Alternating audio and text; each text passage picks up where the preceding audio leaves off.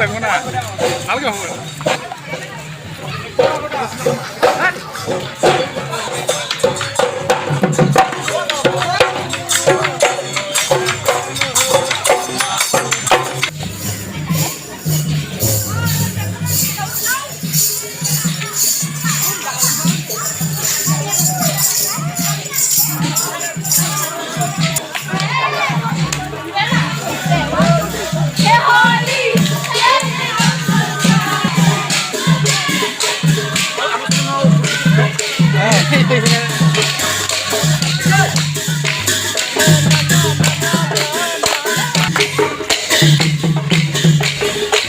অপেক্ষা কৰি থকা বৃহত্তৰ ৰঙালী বিহু সন্মিলনৰ কাৰ্যসূচী আজি পুৱা পতাকা উত্তোলনেৰে আৰম্ভ হৈছে আৰু আজিৰ এই চতুৰ্থ কাৰ্যসূচী সাংস্কৃতিক শোভাযাত্ৰা সুন্দৰ সফল পৰিসমাপ্তি হ'ল। ইয়াৰ পিছত আমাৰ আবেলি মুকলি বিহু প্ৰতিযোগিতা আছে প্ৰাইজ মানি। এই মুকলি বিহু প্ৰতিযোগিতাত সৰ্বস্তৰৰ ৰাইজৰ আমি উপস্থিতি কামনা কৰিছোঁ। লগে লগে অহাকালি সন্ধিয়া মৌকুঁৱৰী বিহুকুঁৱৰী প্ৰতিযোগিতা অনুষ্ঠিত হ'ব। তাৰ লগে লগে বিভিন্ন ধৰণৰ খেল ধেমালি প্ৰতিযোগিতা আৰম্ভ হ'ব আৰু অহা পৰহি সাংস্কৃতিক সন্ধিয়াৰ মুখ্য আকৰ্ষণ আমাৰ আচাৰ্য বৰপাত্ৰ গোহাঁইক ইতিমধ্যে আমি আমন্ত্ৰণ কৰিছোঁ। আৰু তাৰ লগে লগে এইবেলি আমি বৰনগৰৰ কৃতি শিক্ষক আমাৰ শ্ৰদ্ধাৰ সাহিত্যিক পেঞ্চনাৰ টিকেন্দ্ৰনাথক বৰনগৰ ৰত্ন ঘনশ্যাম তালুকদাৰ বঁটা প্ৰদান কৰা হ'ব।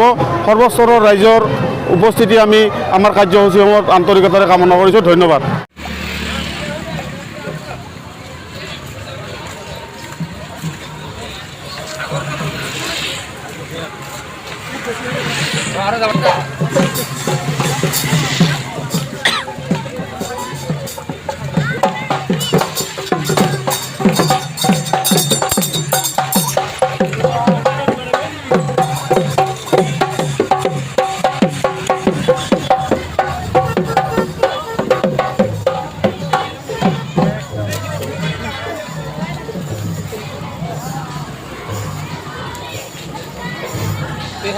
দেখা হয়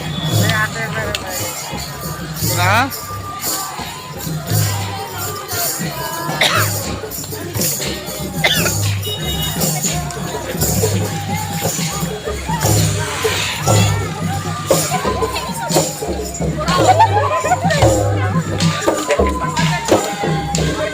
উদ্যোগত প্ৰতি বৰ্ষতে অনুষ্ঠিত হোৱা এই বৃহত্তৰ বৰনগৰ ৰঙালী সন্মিলনৰ তৰফৰ পৰা আমি অসমবাসী ৰাইজলৈ বিহুৰ অনুক আৰু নৱবৰ্ষৰ অভিনন্দন শুভেচ্ছা জ্ঞাপন কৰিছোঁ।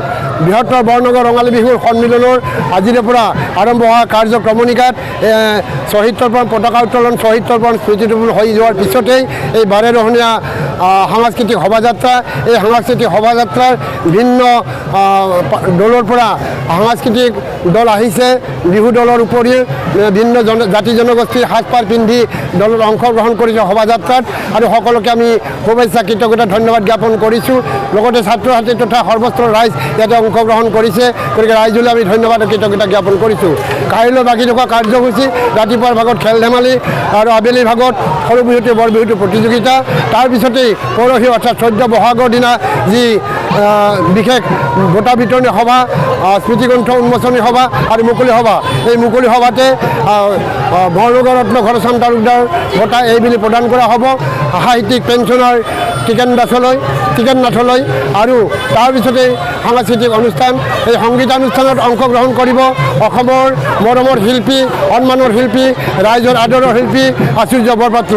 আমি সকলোকে অংশগ্ৰহণ সহযোগিতা কামনা কৰিছোঁ আৰু সকলোকে পুনৰবাৰ অভিনন্দন জ্ঞাপন কৰি মোৰ চমুকৈ এই ক'বলগীয়াখিনি শেষ কৰিছোঁ। ধন্যবাদ। নমস্কাৰ।